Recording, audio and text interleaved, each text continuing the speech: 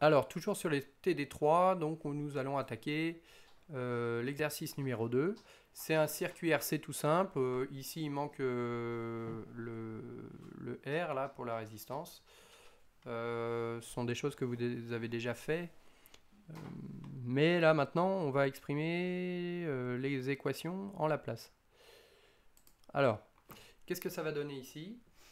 Eh bien, dans cet exercice 2, qu'est-ce qui nous intéresse en fait? Quel est l'objectif? L'objectif, c'est de savoir comment la tension Vs de t va évoluer. Donc, évolution de la tension. Donc, évolution de la tension du condensateur. Alors, c'est laquelle la tension du condensateur? Bien sûr, alors, généralement, on l'appelle UC de t. Et en fait, ici, on s'aperçoit que c'est Vs de t. Et ici, quel est le phénomène qui va permettre justement de changer cette tension? Eh bien, c'est lorsque vous aurez à l'entrée une tension VE de t qui sera soumise. Et c'est à ce moment-là que Vs de t va se mettre à évoluer. Donc ici, en fonction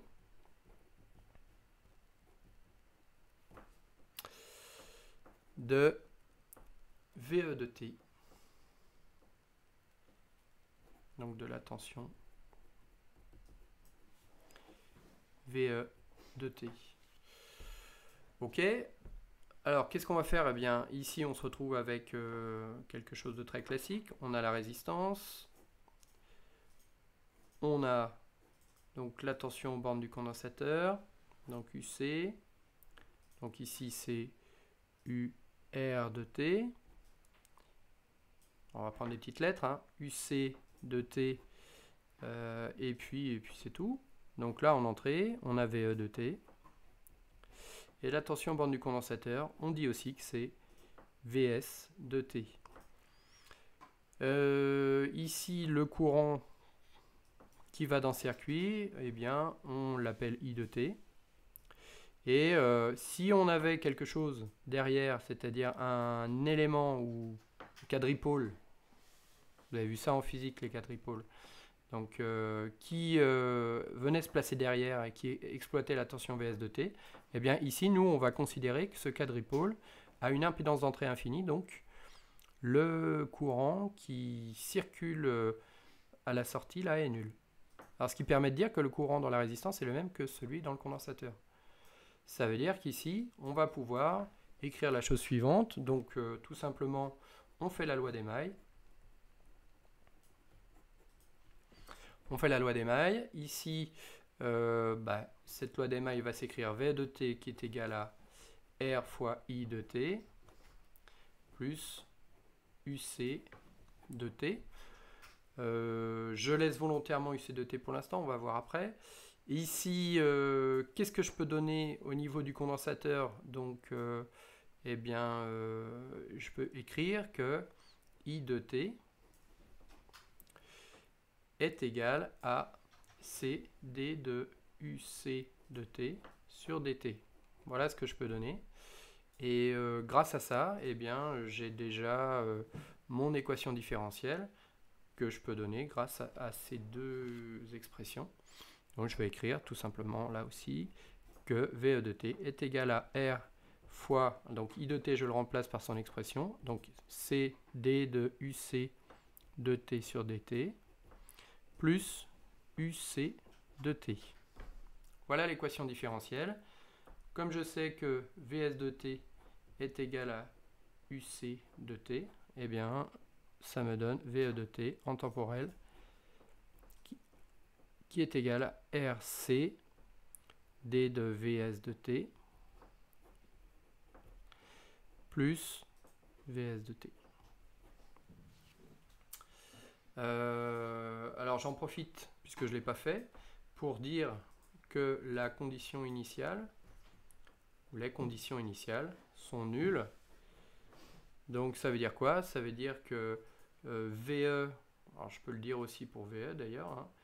VE de 0 à l'instant 0 est égal à 0. Et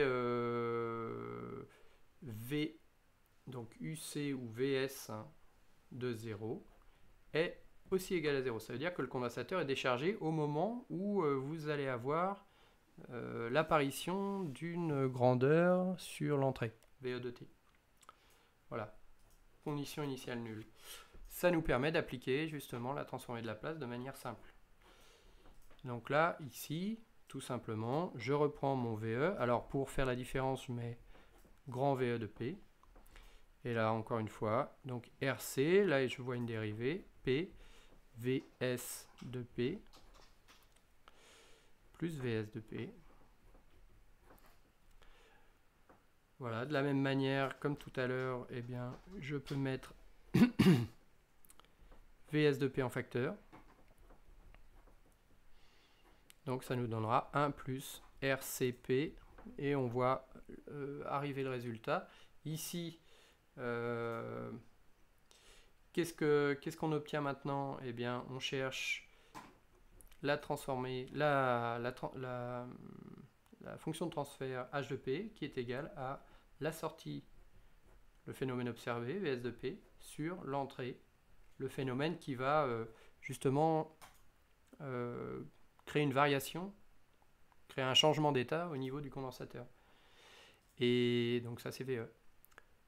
Et qu'est-ce que je retrouve? Je retrouve quelque chose qui commence à être bien connu. Donc 1 sur 1 plus RCP. Donc un polynôme du degré 1 en bas. Donc ici, je vois pas de terme qui s'est mis en facteur devant. J'ai bien le 1 qui apparaît comme étant le terme constant de ce polynôme. Je me retrouve avec un gain statique qui vaut 1. Une constante de temps, donc pour un circuit RC, hein, c'est R fois C tout simplement. Et l'ordre, c'est bien un ordre 1. Alors, si vous voulez représenter ça sous forme de schéma bloc, eh bien, on prend un cube et on écrit dedans 1 plus RCP. Et ici, en entrée, j'ai VE de P, donc c'est ça qui provoque l'apparition ou un changement d'état au niveau de la sortie Vs de P.